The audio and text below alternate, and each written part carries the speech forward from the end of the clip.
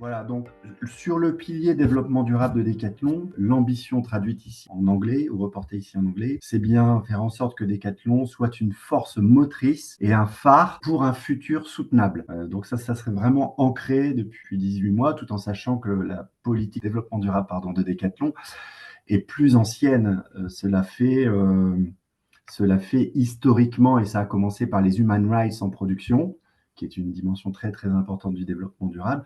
Ça a commencé il y a plus de 15 ans chez Decathlon, ça s'est renforcé il y a 9 ans et ça continue stratégiquement. En l'occurrence, adossé à cette ambition stratégique sur le développement durable, on a 5 leviers d'action prioritaires sur les années à venir. Le premier concerne les impacts climatiques, le deuxième, l'élimination des déchets et le déploiement de l'économie circulaire. Je veux dire par là le passage de l'économie linéaire à circulaire avec les nouveaux business models qui peuvent être la location, l'occasion par exemple, ou la réparation encore. Un troisième levier stratégique qui est de promouvoir notre responsabilité sociale partout où là on se doit de le faire, et finalement quasiment partout, notamment en production, c'est par là qu'on a commencé historiquement encore une fois. Et puis, quatrième axe, favoriser et supporter en innovant, je rajouterai, des nouvelles manières, et par du partenariat, des nouvelles manières de déverrouiller nos sujets sur lesquels on peut avoir parfois des difficultés à avancer. Donc, il y a vraiment une dimension comment, en particulier par des partenariats, parce que c'est finalement l'affaire de tous, ce sujet-là, comment on peut ensemble, dans l'intérêt commun, œuvrer, innover pour trouver les bonnes façons d'agir. Et le dernier, davantage en mode, je dirais, défricheur, constructeur, en mode exploration qu'en mode exploitation, pardon, comment développer le sujet du régénératif, à commencer par être bien au clair sur sa définition. À l'intérieur de ce sujet-là, nous voyons bien sûr la biodiversité, la déforestation, l'occupation des sols, par exemple. Et pour soutenir ces axes stratégiques, on a un certain nombre de catalyseurs qu'on appelle enablers. L'un d'entre eux, parmi 5 ou 6 que vous voyez ici, l'un d'entre eux, c'est bien sûr l'accompagnement transversalement de la montée en compétences. Là où il est bon de le faire, sur les métiers sur lesquels il est nécessaire de le faire, quel support attendent les métiers du développement durable pour pouvoir transformer les plans d'action qui sont attendus. Alors, d'un point de vue structurel, au niveau de la filière, je vous évoquais l'existence désormais d'une filière développement durable et d'une organisation développement durable. Cette organisation, elle est schématisée ici, elle est finalement matricielle. Horizontalement, vous avez la représentation finalement d'équipes qui représentent chacune, peu ou prou, un axe stratégique qu'on a vu juste avant, chargé de poser stratégiquement à l'échelle de Decathlon Monde, donc en mode United, les stratégies, les objectifs aussi pour l'entreprise année après année. Pardon. Et puis verticalement, les équipes, des activités chargées de mettre en œuvre, à proprement parler, le plan stratégique. Donc là, on a vraiment une organisation matricielle pour que le système fonctionne. Voilà, il faut réussir à poser des stratégies claires, désirables et faisables, avec un point de mire clair qui sont les indicateurs de performance, qui vont être déclinés par activité, et ensuite transformer ces plans stratégiques United en roadmap ou en plan d'exécution activité par activité, par exemple au retail, par exemple donc en distribution, pardon, les magasins, entre autres, par exemple en transport et logistique, par exemple dans les sports, en production, dans les process industriels. Et donc, le sujet consiste à réussir ce pivot dans la transformation de la stratégie à la mise en œuvre concrète. Donc, vous avez compris qu'on est en train de créer des métiers dédiés au développement durable. C'est la création de cette filière parce qu'on en a besoin. On a besoin d'experts en centrale qui comprennent les enjeux, qui les décryptent, les décortiquent, en déduisent des contributions et des cibles pour Decathlon avec des leviers stratégiques à activer. Donc des métiers d'experts sur le climat, sur la biodiversité, sur la pollution des eaux, etc. La pollution plastique, par exemple. Et puis, j'ai mis 3 petits points parce qu'on n'a pas fini, à mon avis, d'engager des nouvelles ressources sur le sujet parce qu'on n'a pas encore adressé l'ensemble des sujets. Je pense aux limites planétaires. On n'a pas fait le tour des 8 ou 9 limites planétaires identifiées. On a bien sûr, comme la plupart d'entre nous, attaqué par le climat.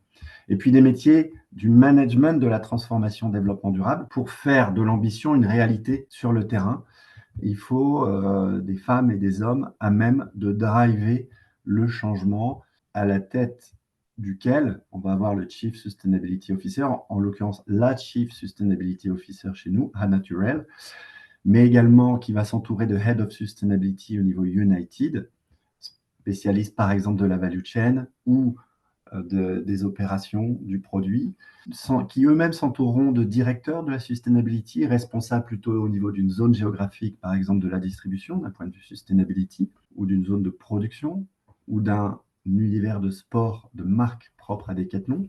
Et puis le niveau manager de la sustainability qui sera plus local, par exemple un pays, par exemple. Ensuite, on a bien sûr, Jonas, tu l'as précisé, notre responsabilité, c'est aussi d'impacter positivement en matière de montée en compétences, les différents métiers existants dans nos organisations, donc les opérations.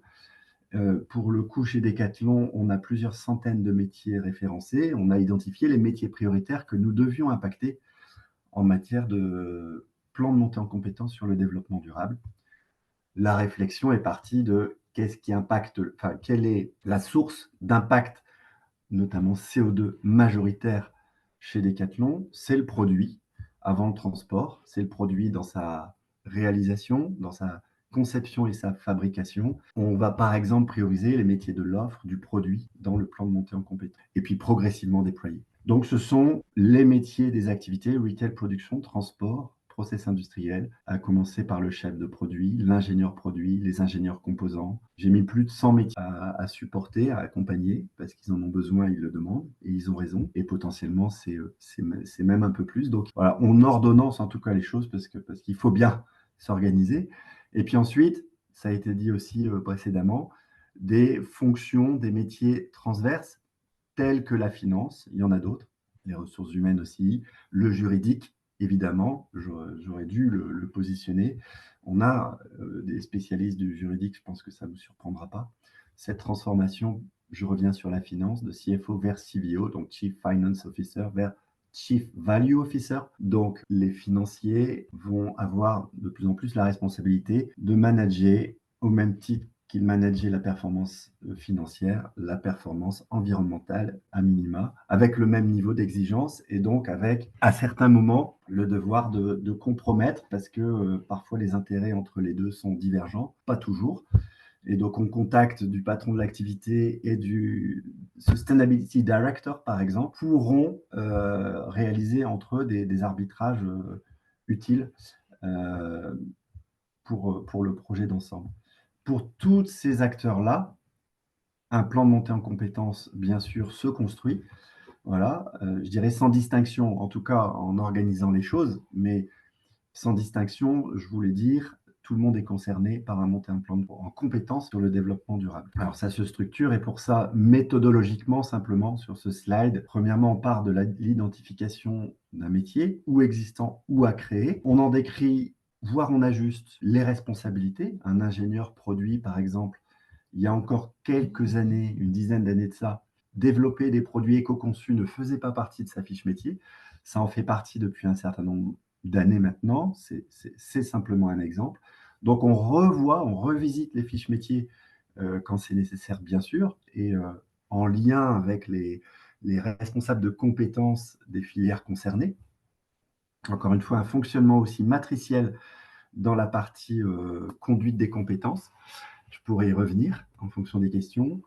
On y associe bien à chaque responsabilité identifiée en direction du développement durable un ou des indicateurs de performance, par exemple la réduction de l'impact en valeur absolue de l'impact CO2, le nombre de produits éco-conçus, toujours sur ce même exemple, mais on en a beaucoup, des indicateurs de premier rang, de second rang. Et ensuite, pour assumer cette responsabilité et atteindre une ambition sur un indicateur de performance, bien, il faut bien identifier, je pense que ça c'est assez central, j'en ai pas fait la liste ici, mais on pourra y revenir, identifier les compétences nécessaires. Pour assumer une responsabilité, on a besoin de compétences. Et ensuite, point 5, de programme de montée en compétences. Les compétences développement durable chez Decathlon, on en a identifié, ça peut bouger un peu, ça va potentiellement s'ajuster en fonction des enjeux qu'on intégrera. Pour l'instant, on en a identifié un peu plus de 15. Je vais peut-être pas tous les citer, mais par exemple, la gestion énergétique, par exemple, ça a été dit aussi, la gestion de la data environnementale, très important, le management de la performance extra-financière aussi, comment construire et développer une offre durable, comment réduire, je le vois ici, les émissions de CO2, toujours en lien avec l'exemple que je citais préalablement. Voilà, je vous les cite un petit peu dans le désordre, mais on en a un certain nombre. Je pense qu'ils doivent résonner chez vous. Comment promouvoir l'innovation durable, comment engager durablement des prestataires et partenaires, comment influencer et promouvoir le développement durable, en interne comme en externe, comment réduire notre empreinte, etc. Comment écrire et animer une stratégie de développement durable et de circularité incluse. Voilà, on a identifié un certain nombre de compétences, finalement une petite vingtaine, qui en principe croisent bien avec l'ensemble des métiers qui ont des responsabilités dirigées vers le développement durable chez Decathlon. À chacune de ces compétences, avec comme clé d'entrée le métier, on pose ensuite un programme de montée en compétences.